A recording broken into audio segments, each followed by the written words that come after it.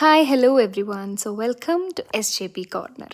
So ഇന്ന് എൻ്റെ recipe എന്ന് പറയുന്നത് ഒരു പെന്നെ പാസ്തയാണ്. സോ പെന്നെ പാസ്ത എന്ന് പറഞ്ഞു കഴിഞ്ഞാൽ വേറെ ഒന്നുമല്ല, ഇതിൻ്റെ ഷേപ്പ് കാരണം ഈ പാസ്തയുടെ പേരാണ് കേട്ടോ പെന്നെ എന്ന് പറയുന്നത്. സോ യൂഷ്വലി നമ്മൾ വൈറ്റ് സോസ് പാസ്തയിലൊക്കെയാണ് ഇത് കാണുന്നതെങ്കിലും ഞാൻ ഇന്ന് ട്രൈ ചെയ്യുന്ന ഒരു മാക്രോണി സ്റ്റൈലിലാണ്. So let see how it turns out.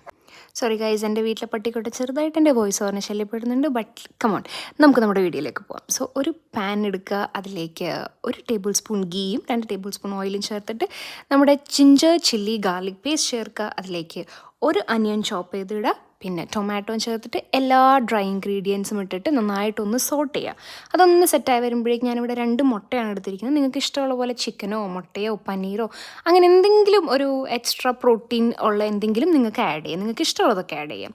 അതിനുശേഷം നമ്മൾ ഡ്രൈ ഇൻഗ്രീഡിയൻസ് ഒക്കെ ഇട്ടിട്ട് നന്നായിട്ട് സോട്ട് ചെയ്യാം. ഞാനിതിലേക്ക് ഒരു ഇച്ചിരി ബീഫ് മസാല കൂടി എക്സ്ട്രാ ആഡ് ചെയ്തിട്ടുണ്ട്.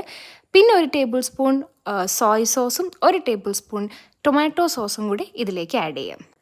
വേവിച്ച് മാറ്റി വെച്ചിരിക്കുന്ന പാസ്ത കൂടി നമുക്കിതിലേക്ക് ആഡ് ചെയ്തിട്ട് നന്നായിട്ടൊരു 5 മിനിറ്റ് നേരം സോട്ട് ചെയ്യുക. അതിനുശേഷം കുറച്ച് ചീസ് കൂടെ ഷ്രെഡ് ചെയ്ത് കൊടുത്തിട്ട് ഒരു 5 മിനിറ്റ്സ് ഒന്ന് മൂടി വയ്ക്കുക.